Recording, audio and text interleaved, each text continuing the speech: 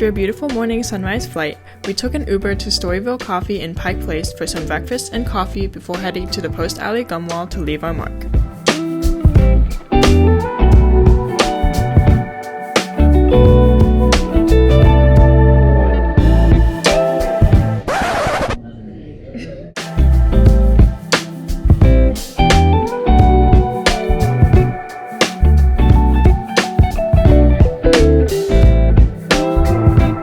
We still had our luggage with us, so we did a quick walkthrough of the Pike Place Market to see where we wanted to come back and shop for later.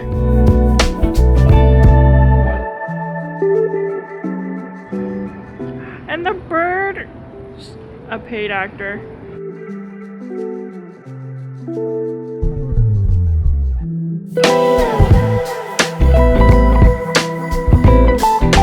And no visit to Pike Place is complete without watching a lively fish throwing at the Pike Place Fish Market. One more.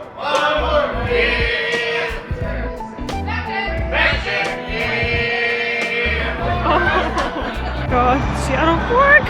After wandering around for a bit, we walked over to our Airbnb to settle in and take a nap, since we had been awake since 4 in the morning.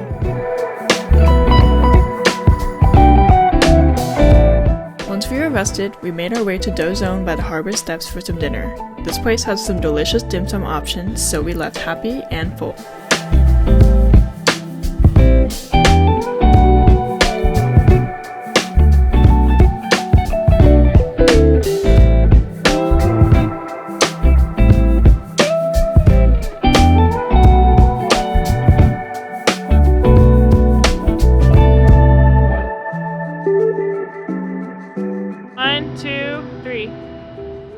On our way back to the Airbnb, we stopped by the market to try Hellenica Cultured Creamery, which is known for their handcrafted cultured gelato and dairy made from locally sourced ingredients.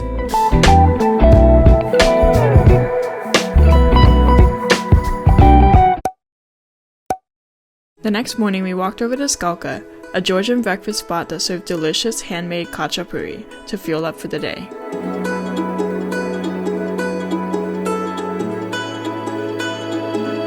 We absolutely needed coffee, so we stumbled upon the Cherry Street Coffee House in Pioneer Square to get our morning caffeine.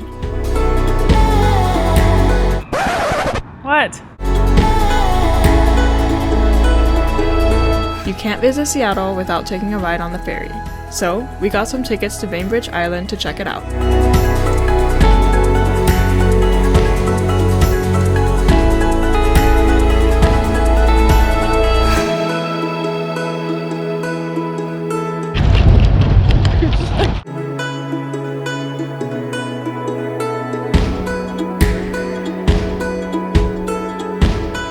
Our first stop on Bainbridge Island was the Bainbridge Island Museum of Art, to see the contemporary arts and crafts of the Puget Sound region.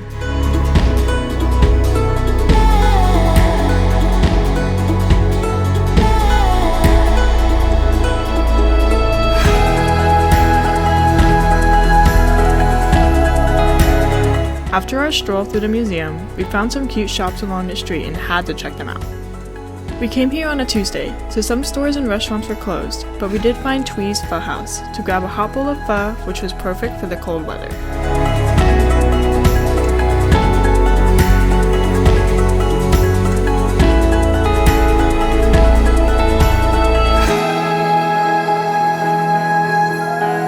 We took the ferry back to the mainland to wander around Arundel Books back in Pioneer Square, before grabbing some food at Target to make a home-cooked meal at the Airbnb.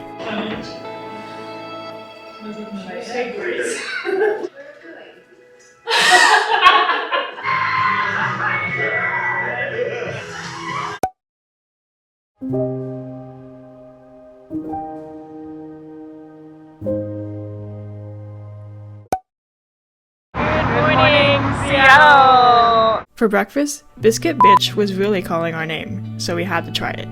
And these were some insanely delicious biscuits. And of course, we had to get our obligatory coffee for the morning at Ghost Alley Espresso in Post Alley, where I got the mystery mocha, and for some reason I asked what my favorite color was, but the mocha was interestingly flavorful. We got lucky on this trip, because the sun made an appearance during January, during Seattle's long and gloomy months. Taking a ride on the Seattle Great Wheel was a must, to see the city from new heights.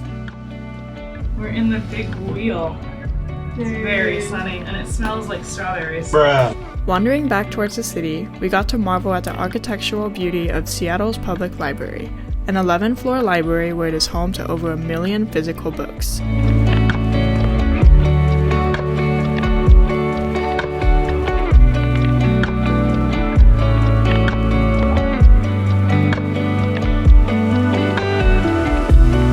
The girlies needed a sweet treat for the day, so we walked over to Post Alley to try ginger beer floats at Rachel's Ginger Beer.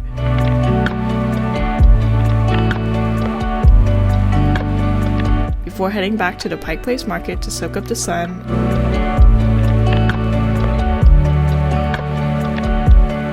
and grab some food at De La Renti to cook for dinner.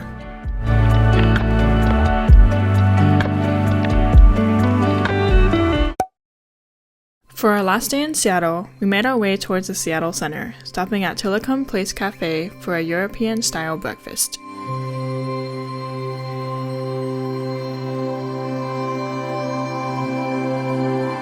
Wandering over to the Seattle Center, we admired the beauty of the Space Needle and the arts around the area.